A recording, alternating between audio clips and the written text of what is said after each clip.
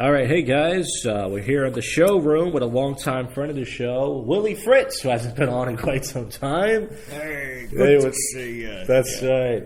Good to see him. He's a busy guy. I hate to bother people. I really hate to text people. Last time I texted you didn't get back to me. I think it was last May. I remember I texted and said, "Hey, you free for the Zoom show?" You never got back to me, and I wasn't mad or anything. But I was like, "Oh, he at least said no." But I was I could show you two.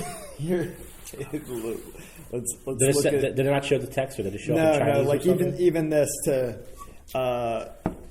Mike from the Comedy Cabaret. Yeah, he just told me. He texted me twice. Yesterday, where you been? You all right? Don't make me come over there on my way home. And then Jason's asking for it. He doesn't have his phone. And then I put a draft. I didn't even send it. I'm like, oh, I was going to come by later at 8. Does he need me there now? Not even sent. And then the last one, though, to show what, like, I haven't come by in like a month because he pours too heavy on the drink. I'm like, okay, I had 4 drinks, and then I was just done though. Yeah. And like to the point where I thought I was texting my friend Luke because he's the only one I call. Here from that night, what up, Dildo Baggins? Eggplant, Star of David, Eggplant, Star of David, Eggplant. And that's what I said to the bartender. So I don't know if he's taking that for code. Yeah, I know. He did bring it up to me to say, I texted him twice, but I was like, I don't know. But anyways, the reason why I wanted to have you on is because I bought a car from Craigslist. And, my first car was a pre-owned certified car. Yeah. And, you pay way too much, but the good news is everything's good on the car. The basics. Yeah. I knew I was going to get scammed. Like, not completely scammed, but I was still stupid enough to do it. But I was going to take this car for a job. And it's a 2002 Toyota Avalon. It was $2,700. If you look at the Kelly Blue Book, it's a little bit more than it should be. But you saw the car. It's clean. Yeah. There's, like, no damage on it or anything.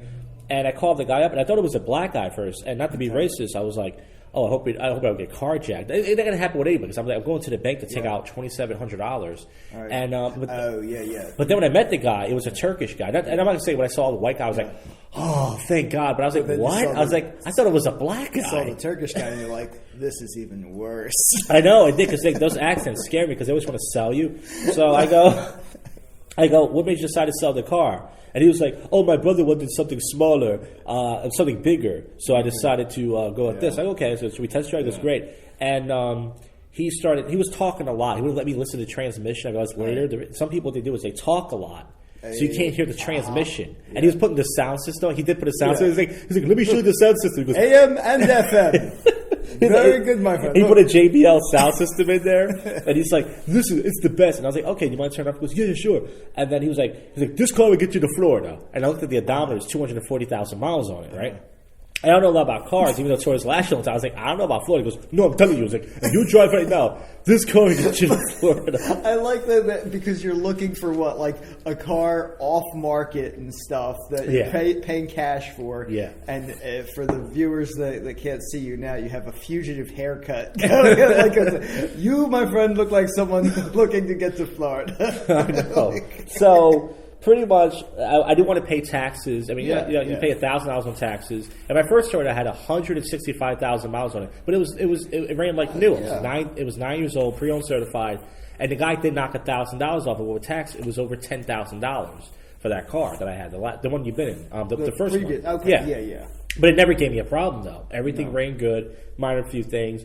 So I didn't want to pay tax and deal with payments. And then looking back now, I should have went to a dealership that did the payments, but I was like, I don't want to deal with payments and everything. So I bought it off this. So I went to this guy, and then we're driving the car, and he goes, "Oh, by the way, if the check engine light comes on, don't worry about that." Now most people wouldn't buy a car with a check engine light, and it wasn't blinking; it was just on.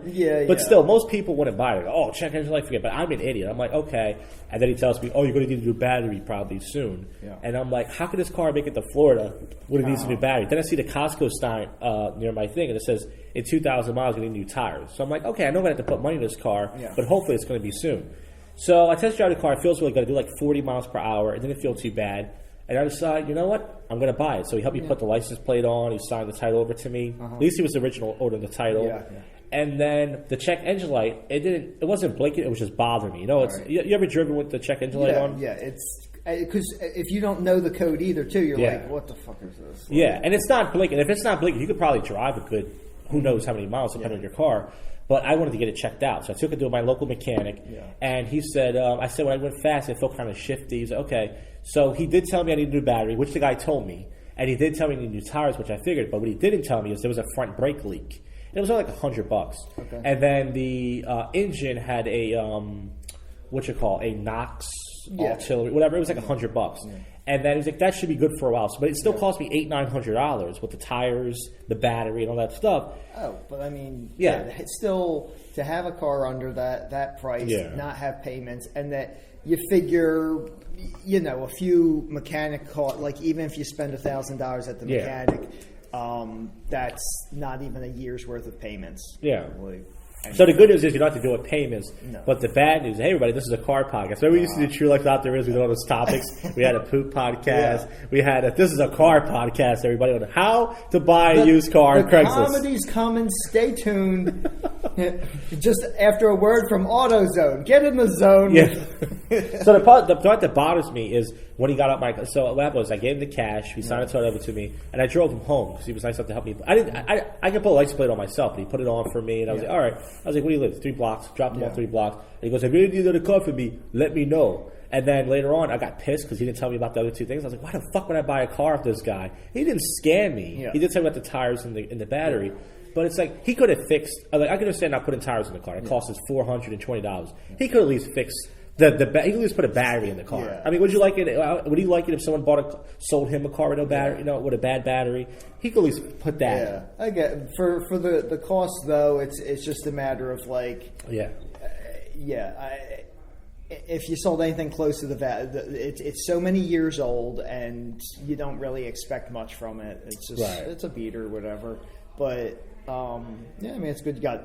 You got something, and it'll suck to have the cost of the other stuff, but not even a guarantee when you get stuff from a dealership, because those guys are always like looking to do the commission thing, and then when you go to a no haggle place like the Carvana, I mean, I would never go to a used car. I did, but I did Car Sense, like that's where I got mine, and it's like because I don't want to haggle, I don't like to argue and be pressured and stuff, so it's like that's the price, fucking fine, and I went there in like a February, so it got dark early. So I was there at like 4:00. It was already sundown. So, and the car handled fine, had like 20,000 miles on it. And but the issue that I didn't see till the daylight was that there was a bubble on the tire. And then it's like, well, it's still got the warranty. It's the next day, but they're like, oh no, it's like bumper to bumper, but the tires aren't really like in it. They're like on the outside, like you friggin' liars. So how much did you pay for that? So car? So that car, that was a 2008 in 2012. So it was 4 years old with 20,000, like an ex rental. That was 12,000. Okay. And then you financed it, obviously, right? Yeah. Okay. And then. And now that's all like it's been paid off for 1 year, and now all the shit comes. But I have 150. Is this the same car you have? Yeah, 150,000 miles on it, so it holds up. But the like now all the stuff's happening. Like you mentioned, like you don't want the blinking check engine. Like I got that. Oh, you got that right now? You still driving one? Well, what happens is it's cold enough now still here that it's fine in the cold. But when it warms up, if I drive for more than 7 miles, the solid light comes on, beep, and it's like check engine, and then the engines. Then you start hearing it like, and if you go and look at the back, it's sputtering like chitty chitty bang bang, like and they're like, oh, that's a cylinder misfire. So let's. I found a dead spark plug here, so it's this cylinder, and so they replaced that for $100. And then it's like still happening, and again, because it doesn't show up right away. They're like, yeah, we drove it around for like 5 miles. I'm like, it starts at 7. And so then, and hell, they can't just put it up on a jack and like put a brick on the pedal. I don't know, or put in neutral even, because it's just about having the engine running. Yeah. But yeah, I over last year, I spent $3,000 on repairs on that car, and it's still not fixed. Even after all of that, every cylinder has had like the spark plugs and the gaskets all replaced and whatever that should do it, but it's still not happening. The radiator was replaced too because it was crazy overheating. I would drive like half a mile and it'd be in the red. So I put a shitload into that, but at the same time, I'm like, instead of just everyone's like, oh, I should just get a new one at this point. I'm like, well, the $3,000 I would have had for a down payment is spent on repairs. Well, that's what I'm saying too. So I said, worst case scenario, if I have to keep fixing this car, it's going to happen eventually. I don't know if I can make it even in a couple of months. I said I should be able to sell it back because the guy only gave me one key, right? And it only cost $4 to go to a locksmith, right? To get a key made. But here's the problem. For those who don't know, this car does have an alarm on it, but the transponder key, the original master key, what you have to do is you have to go to Amazon and order it. It's only like $8-13, and then if you take it to a locksmith, they're going to charge you anywhere between $60 to $100, most of them, because it has a chip on top of it, to program the car so that way you could put the alarm back on. So I was like, what if I pay $100 for the key and then it doesn't work? I can just buy an alarm on Amazon for $100 and then pay someone $150 to put it in for me. So part of me is like, even though the car doesn't have an alarm, I bought a dummy alarm. I don't know what that is. It's the light on the dashboard. Blinks. I just put it. I bought for $9 on Amazon. I bought a little dummy alarm. You just put it on as a little thing. And you just put 2 batteries in there. You hit the button and it just blinks. So that way it gets me. And I put a club on my car. Even though my neighborhood, you might think, well, there's so many nice cars in there. If I was going to steal this any car, why would they steal mine? But my dad's like, put a club on your car. He doesn't put a club on his. But also too, statistically, like the cheaper ones, the ones you think don't have an alarm, they're the ones that people break into because they're looking to steal a car, not get caught. So I put I got 2 keys for the car, and then I was trying to fix the gas door. I think that's why the check engine light's on. It's kind of faulty or whatever. So I put a new gas cap on it. That wasn't the issue. Then this little spring. I don't know if you know. There's a spring that clips inside. It connects. It's what closes the door. It's a spring inside. Yeah. So I bought into that. That wasn't the issue. And now the thing's still not working. So I'm putting money into this car. And I'm spending all this money on parts. And now I'm just like, you know what? I'm just going to drive the check engine light on. As long as it doesn't like blink, I'm good. But I'm afraid to do an open mic too because most of these open mics are an hour outside the city. And now I'm afraid if I go like an hour, if the thing's going to like not break down, but if I have some trouble. But I can always call AAA, I guess. But in the beginning of 2020, about a mile from here, the Byberry Bridge and stuff, I hit a pothole on that and just completely blew out the tire and there's no shoulder. And you have to go past the postal center and stuff. Still no shoulder, no lots to turn in for a quarter mile. So I drove on the rim for a quarter mile till I could pull into a lot and then try and find a tow place, which they're like, it'll be 3 hours before they come here. And the tow place is 10 minutes away. And my mechanic is next to them, so I'm just like, just tow me, come from there, tow me back, and that's it. You guys all right? Yep. You want to eat on? No, we're not cold. We're good right now. Thank you so much. We'll edit that out.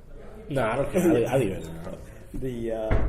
So what is it? You said the tow place was right there. So like they're saying this long time. So I get a guy from Ben Salem to come over and to go from where I was to the tire place that's like 2 miles away because I at least have a guarantee on my tires. So that was that ended up being $80 for the tow, and then the tow.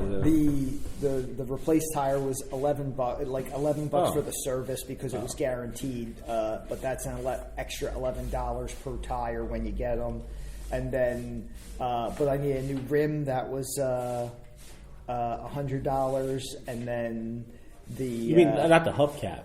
The rim, because I'm on alloy rims, and so because we put the replacement tire on it, and it instantly lost air because the rim is too bent for it to make a seal, and so.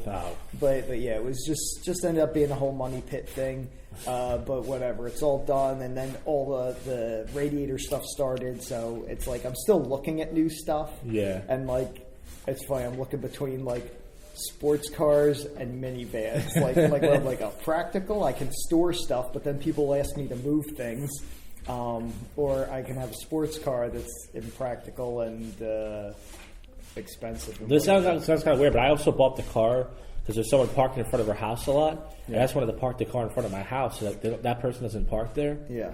It's kind of stupid to buy a car. I didn't buy it for that main reason. No, but this guy, he like someone takes your parking spot in my area. There's limited parking, I understand. But he'll do it for like 2 weeks. He's an asshole. Yeah. You know, it's one thing to do it for like a day or a weekend. Yeah. He does it like for like 2 or 3 weeks. Yeah. So the part of the reason why I get a car, I was like, it's just like a park in front of the house. And this guy, he doesn't have to park in front of our house anymore. And then when I leave, my dad takes my spot, so that at least one of us have it. I think that's something like everybody, like, because you don't just see it. But I've been to your house before. You don't have that issue. You have your own. No, we do. Yeah, you do. People park in your driveway. Well, not in the driveway, but the thing is that you know everybody's got basically more than one car because even if it's not like the couple that lives there or whatever, if it's like, even if it's 2 people renting a house, or if it's like a parent with kids that are working, like, so every one of those houses has at least more than one car, which means like, and it's screwed up because there's only enough, because the driveway basically would take up, you can't park in front of the driveway, so that takes up a space people could park in front of.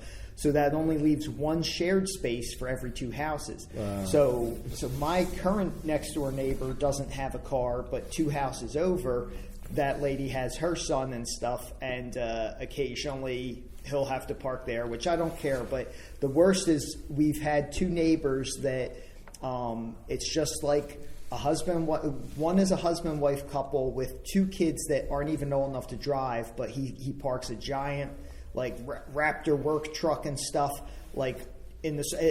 We have a cul-de-sac too, so like there's an island to park in, and you can fit 6 cars in if you park like a respectable person. But the douchebags park like, because there's no painted lines, so they'll park on these funny ass angles that like end up leaving 2 spaces left. So we have that problem, and there's one guy, this old asshole that everybody on the block hates, that has deliberately plowed over his lawn to cement it to make a driveway lot. If you ever notice in that corner where I live, like this guy has 5 cars. They're all rusty, beaten shit, and like you can tell he loves the cars. Like they're old ass Porsches, but he doesn't take care of them. He's got a wood paneled station wagon. Just they look like shit, and he's just one sad old like. There are some people that the only thing that make them happy in life is taking up parking spots, and that's what the guy described. Like he's like, you can tell he hates his life. He looks like he's like as racist as it sounds. The Hispanics in my neighborhood are the fucking worst. They all have big vans. They mostly have 1 or 2, and I don't know how many people in their house. If they have 6 people, it's like, and then you figure. And the thing is, they want to take your parking spot. Like, why not park in back of your house? It's right there. You can go right down the basement. And instead, and then like I said, they leave it there for 2 weeks. So some people, they have nothing to do in their life, but it makes them happy to go, I got 2 spots, or I got your spot, boy. What you going to do? I'm going to park here for 2 weeks. This summer. What you going to do? You going to tow me? Go ahead, boy. That's a great Hispanic accent. Yeah, you know me, boy. You know, Pride Parade's coming up and stuff, and us Puerto Ricans. I got your spot, man. What you gonna do? I got your spot, man. Come on. I see your dad's white. He ain't gonna do shit, man. I'm from Puerto Rico. Come on. That's what like a Mexican. Cheech Marin. There are at least a dozen Cheech Marins that live in my neighborhood. Oh God, I'm so tired.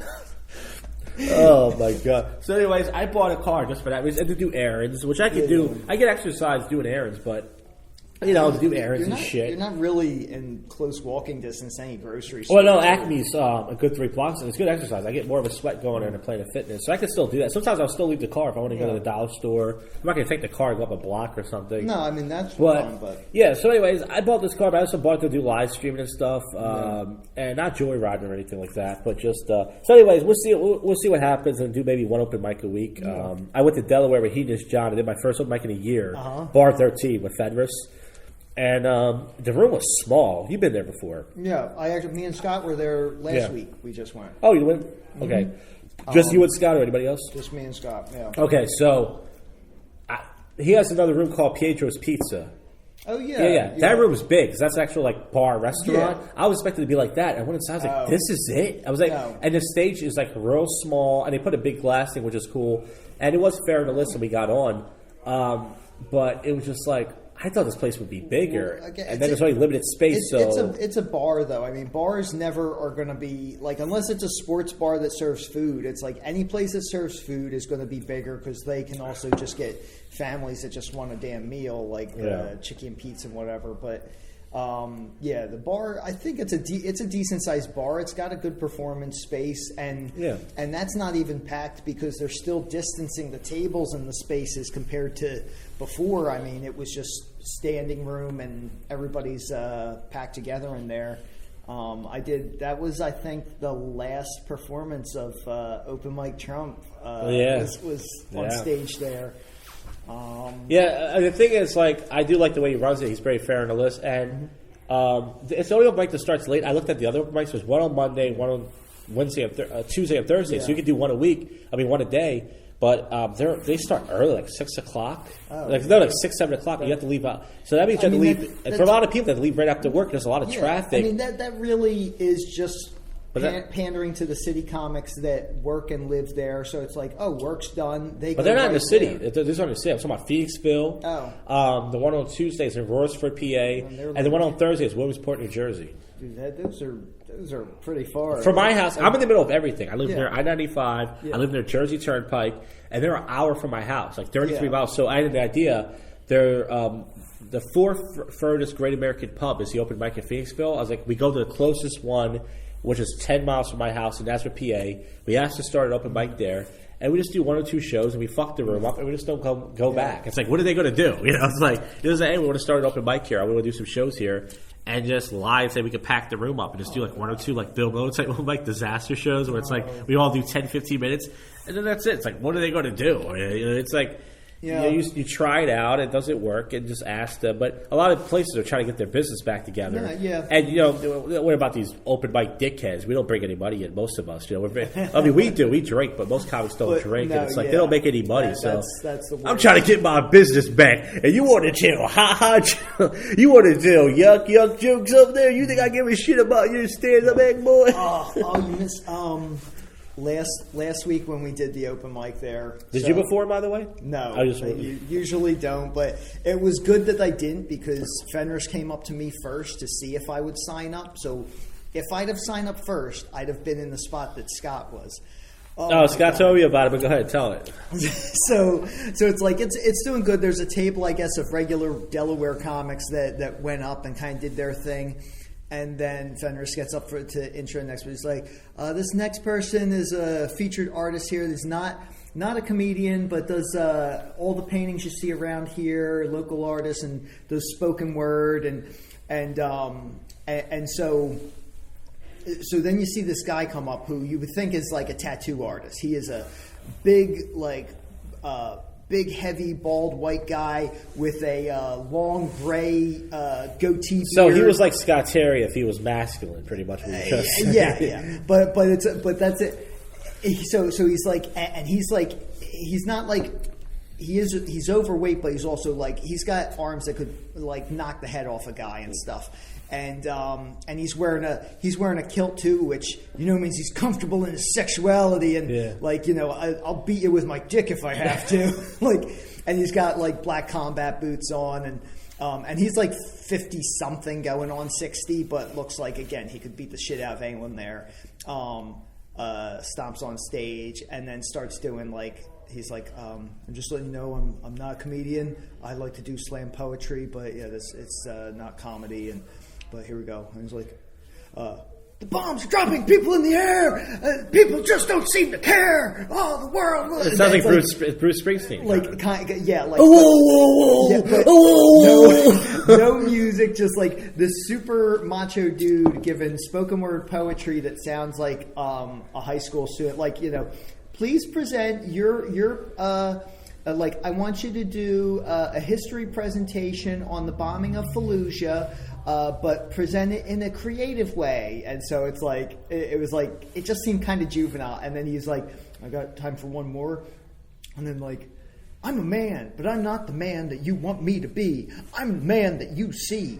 I'm not the man in Cosmo, but I will tease you. I will please you.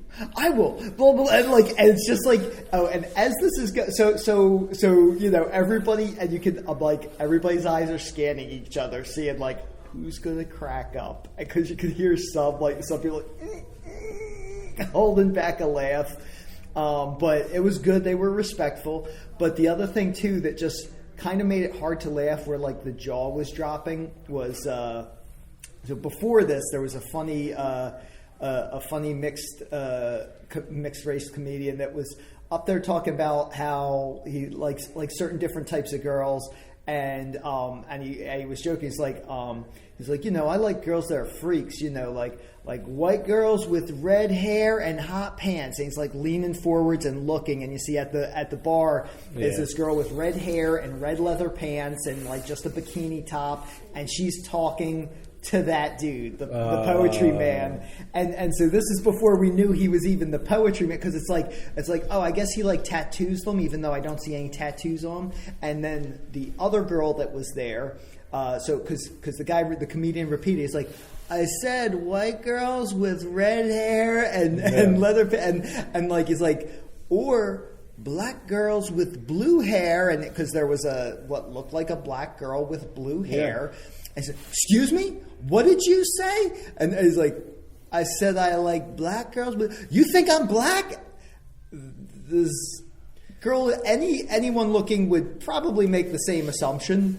But at the same time, made me think well, what is she just wearing very good blackface? And if so, why is she getting offended? But maybe it's possible they were together. Maybe it was a bit. No, but I think it was also part of a just going beyond trans thing of just I don't identify as anything. I identify as a robot anime. Yeah.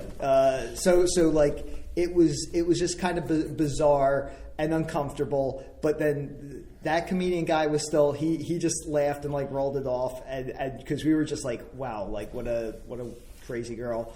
And then seeing them both talk to this dude though, and then realize and when he gets up to perform, they both get their cell phones out, and they're both taking multiple angles of live streaming his slam poetry, and so it's you can't really laugh, because it's here's all these dudes that are I'm going to be I'm going to be like Daniel Tosh, or I'm going to be like John Mulaney or something, and here's this big dude doing slam poetry, and he's got the only girls in the bar. Yeah. I've seen people try to do improv in this room, and it's just people expect to do stand-up, and people do improv. Yeah. They've gotten laughs. I've seen some comics get laughs, but it's also been really bad too, where I remember these young guys came out, and one of the guys was can I get someone from the audience? Is one of his friends. We didn't know it. And he sits down and he goes, I'm going to dictate everything in your life. Give me 3 things about it. And he goes, I like to collect Star Wars, Melvin. And then he starts doing his voice, and then his friend was recording by the camera. He starts doing a voice, and we're just looking around we don't know what's going on. And then it bombed, and they ran out and just jumped in the car and just hightailed out. It was my second, third year in comedy. Yeah. But it was just you try to, comedy open mics are just comedy, and you can try other things, but some people in the audience actually don't want to hear jokes. But I feel the one exception is if you play a guitar. If you play guitar, you do music, people will probably accept that more than a guy doing poetry. I think the trouble with doing because that's a variety show. When it's a full open mic, anything goes. It's people get into a rhythm, because usually comedians will find it's blood in the water and stuff. The comedians will find any available open mic and do comedy, even if it mostly is poetry slams or interpretive dance pieces and stuff. But then it undercuts the comedy, because then it's just you're not. It's like a cold open if you have to follow somebody who was just doing their act was doing devil sticks to an Enya song or something. And then after that, even if they had a funny joke, you instantly forget them, because then you have a dude in a kilt doing slam poetry about Cosmo. And so how did Scott do? Oh yeah, so he had to follow that. So no laughter. The guy gets his claps. It's good on you, dude. You did your thing. You've got these girls, whatever, even though they seem psycho. And then on top of it for Scott, he could have made it work. He really could have. He let that get to him, because this bar stage has 2 foot wide, like it's literally a foot wide steps leading up to it. And Scott has cerebral palsy, so he can't go up the steps, and there's no railing to it. Yeah. So he's trying. We did a dry run beforehand. He's like, not to be gay, but I might need your help, like getting the hand up the steps. And I was like, no problem. I'm like, and you can work it into the act. You may not want to do the gay thing because, dude, it's 2021. Get over it. But he could have even done it the way fucking Jay and Silent Bob did a decade ago. This is my hetero life partner, Bill, like helping me up the stairs, and because that's what like the claps die down. Scott starts shambling over to the steps. I just kind of hold my arm out like a railing, and he braces himself to go up.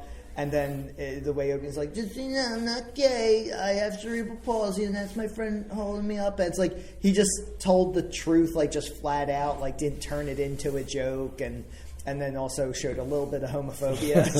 so not a great That's start. that Northeast Philly here. That's why we don't like Northeast comics here.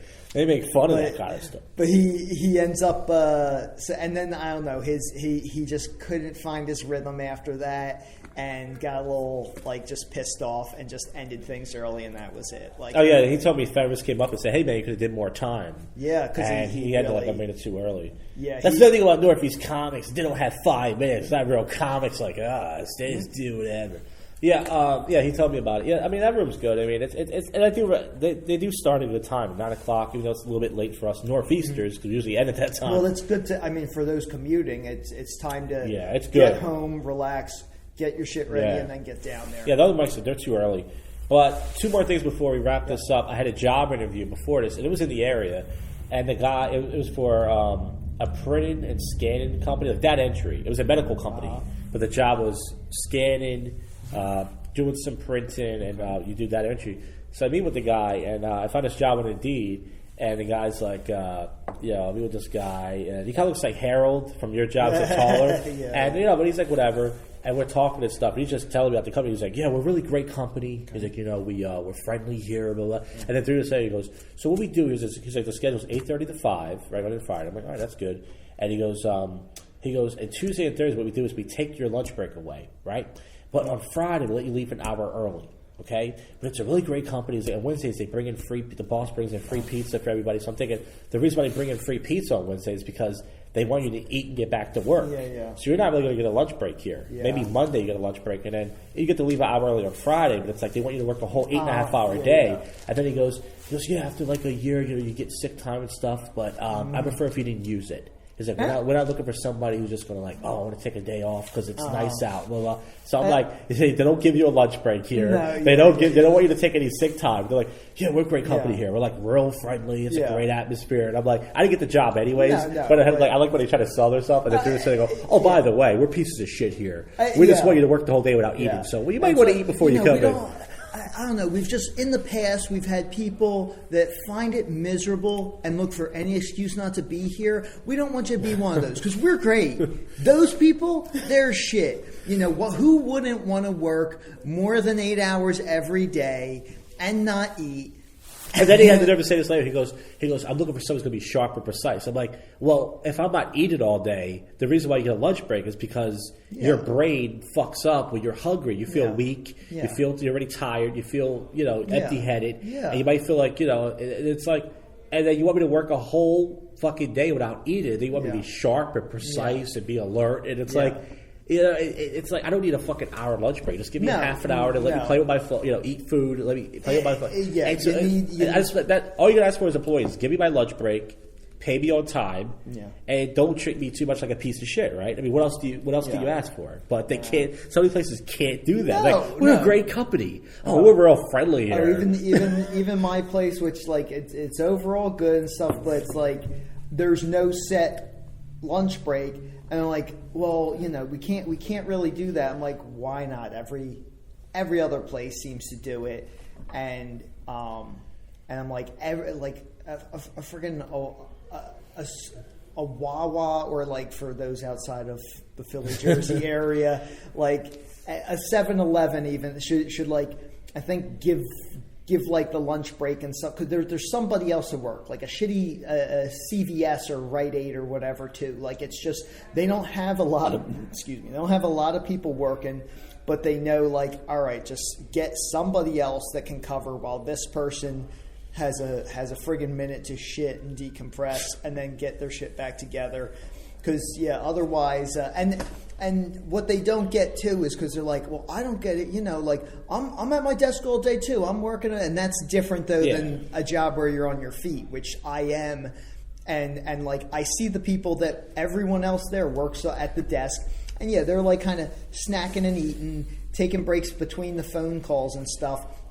But I have to deal with every customer that walks in, and the second that it's slow and I go and heat something up, as soon as it's done, that's when I have to go help someone and come back to my cold ass food. Yeah. And there's literally they made it where there's no lunchroom or anything. Like I have to push shit off a shelf just to stand at a shelf. Like, well, because of COVID, we can't use the microwave. No, not even. You can't use the fridge. Even before that, this place has no spot for anything that's convenient for anyone who doesn't have a desk job. Everyone at a desk has their little space, but everyone in the warehouse, it's just like, let me throw this on the floor, and then I'll use the empty crevice as a standing table to eat. Yeah, I just hate jobs like that. I don't need hour lunch, but we have a government job. We work through tax season. We had 12 stacks of mail. And because it's a government job, they give you, 2 20-minute breaks, and they give you a 45-minute lunch, even though it's super busy. Yeah. And they let you leave sometimes early on Friday. And that's a government job, so that's different, because that's like a special privileged job. But when you have these jobs, it's like, we're really busy. It's like, we get it. Every company's busy, but you can take a half an hour to let somebody. The other thing, too, the way I've tried to explain it is like, you look at Amazon, where they're starting people at $15 an hour. They do have set lunch break. Like, they're doing everything they can to keep, they want workers. They know they need workers because, like, they're a huge company. But even smaller ones, like the Rite Aids, like the Petcos and PetSmarts and Toys. No, there's no Toy stores anymore. But every retail job I worked, it was still part of some giant company. There was shitty stuff to it, but they understood that, like, hey, the way we get away with shit pay is just let the person have, even if you're not paying them for that half hour, they need it to function. And so, like, that's what you get. And I would try to argue that. I'm like, you look at every company that's like... So when they have meetings at your job, every job has meetings, you actually bring it up? No, that's the other thing, too. They don't even... they don't have meetings. Because they're like, we tried having meetings, nobody showed up. I'm like, because you do it at 8:30 in the morning, and no one here but you is a morning person. I was like, really? Like, look at everyone else here. We'll all stay later. We stand there usually... like twice a week, we'll stay there for like 15 minutes after work talking about the shit we had to deal with and how we can fix and change it, which, like, they're like, this is why we should have meetings, and because we actually come up with good shit, but it ends up being all in the afternoon once we dealt with all the problems. And it works. Like, we end up making it better for the next day. But, like, when they're like, let's try and do this in the morning. And everyone's just like, fuck no. Like, sleep is more important. Just like taking time to eat and shit is. Yeah, I had a college campus job. We didn't give you a lunch break most of the days.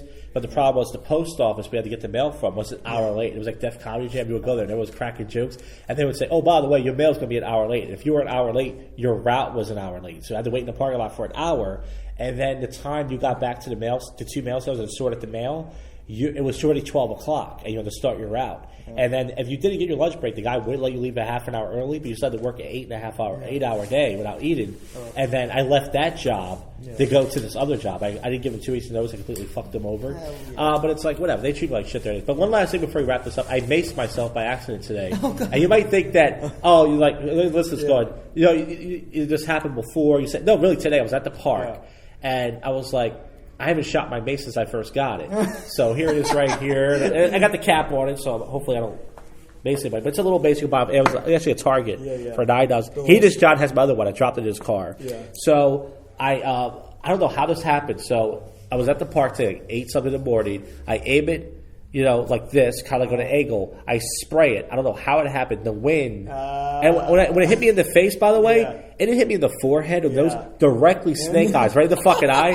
And before it burned, I went, I screamed like a bitch, and of course it burned, and I had water luckily with me. If I had water, it would have been fucked. I always bring water with me to the park, and I put water in my eyes and stuff, and it took a good 20 minutes or so, 25 minutes to go away, but it hurt. Oh, yeah. And it fucking hurt. It's pepper spray. And you might think, what do you carry pepper spray for? Well, I'm a rapist, so I'm the rapist who pepper sprays women. That's how I get the rid of No, this isn't funny. But no, it's. I mean, in the same. Have you ever been maced before? Or yes, actually, as a kid. So did you play with it? Do it by accident? Yes, I found it in. It's like one of the earliest childhood memories. It must have been in like kindergarten or first grade. So I'm 5 or 6, but I can remember this because I forget why. Like my mom's pocketbook was upstairs in my room. And I'm just like looking in it because I'm 5 or 6 years old. Yeah. Like this is before you look into stuff, like because kids will do that now, looking for their parents' cell phone. Right. And I looked and I was like, oh, like this. I see it's a spray bottle. This must be like my mom's perfume and stuff, and she smells nice. So I went to spray it and ended up spraying spraying mace and blinding myself, run out of the room, crying. And then I'm upstairs and I hit the wall and roll down the steps and stuff. So that's so it's been a good while, so I don't have the freshest memory of the field, right. But I know it's you're just like it's worse to get a shampoo in the eyes. You know, you get shampoo in the eyes as a kid, that hurts, but this is worse. The burning, the burning. Because I mean, the sensation of eating a terrible ass hot sauce that's not enjoyable and just fire. Ass in the tub, remember? Yeah. At California, I was there with you. Me, Tony, and you got ass in the tub, and then you took like 3 shits with us at your place, which you didn't intend to do, but it was literally what the description was. The ass in the tub. Perfect description of what a fucking hot sauce is. Just kind of like the idea of getting that in the eyes or something, or like that was in the ass. That was in the ass. The ass in the eyes. Mace ain't no joke. But it's weird too, though. Apparently, the people that are on like PCP or that are actually super drunk can't feel it. So it's not that's why they have the other type of mace or pepper spray, because it actually will do more damage even. And there are laws against it. Like I watch live streamers, and it's funny because there are grown men who carry mace with them. That's where I got the idea from. And because they have a selfie stick in their hand, and if someone fucks with it, there's only so much you can do. You can either drop your phone, or one guy maced a bunch of people because the guy slapped the phone. The guy was like, certain laws are like only if you're getting beaten up or attacked, you're not supposed to just mace someone who's fucking with you. But they have maced people just for like pressing them. And there's certain laws against it. But it's good to at least threaten people with it. At least let you know, like, I'll fucking mace you, because most people are like, oh shit, I don't want mace. It's good to have some sort of protection, because most people don't carry any kind of protection. But listen, the JoshCast 500 is coming up. Oh, boy. And I don't want to do a hacky 5-hour episode. Like, it's 500 episodes. That's too long. I don't listen to the show if I'm lucky for 10 minutes. But I would like to get you, Hedis, John, and Bill Miller. Yeah. And if Scott and Jason want to do it, they can come in for a cameo. That's in a couple of weeks. We're up to like 494 episodes of this show. I've been doing this for like 10 and a half years. I should have stopped it. And you know what? The name of my show is terrible. It's JoshCast. And I Googled that name before I started it. No one had that podcast. But it's the most hackiest idea to come up with. Like, my name is Josh, and I do a podcast. JoshCast. Right? Really? And then there's like, the good news is I'm the #1 JoshCast on YouTube, because if you type in any JoshCast, my ugly mug comes up. So other people are trying to start a podcast on YouTube, but then they stop because they realize, people are just going to find his show. So I'm the asshole who took it, which is cool. So I might as well just keep it at this point. You're a patent troll. You just sit on. It's like, I came up with the idea for buttons on game controllers. You got to pay me if you want to put buttons on your game controller. But maybe in a couple weeks or a month, we'll do the JoshCast 500. We'll do like an hour episode or hour and a half here. We'll do video. And we'll try to cover a couple topics each. But we'll see if that happens. But if it doesn't, whatever. But thanks for coming out, Will. Thanks for doing the show. I miss having you on the show.